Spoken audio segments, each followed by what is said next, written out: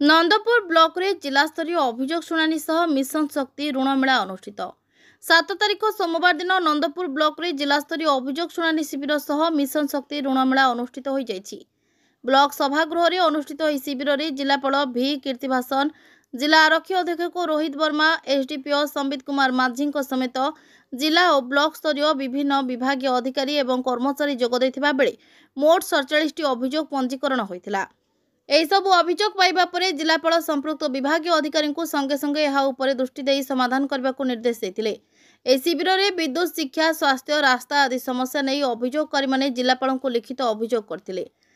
पर्यायक्रमे mission शक्ति गृह रे मिशन शक्ति ऋण मेला मध्य अनुष्ठित होइतिला। कोरापुट जिलापाल और आरक्षी अधीक्षक एही उत्सव रे जोग दैथिबा बेले बीडीओ दुर्गा प्रसाद दोरा, ब्लॉक अध्यक्षा सावित्री कार्तुल, एसडीपीओ संबित कुमार माझी, बीपीएम विचित्र कुमार राउत प्रमुख उपस्थित थिले। एही मेला रे 13टी स्वयं सहायक गोष्ठी को चेक माध्यम रे 51 लाख टंका ऋण मध्य प्रदान करा जायतिला। नंदपुर दुर्गा प्रसाद पाढ़ी रिपोर्ट, मंथन लाइव।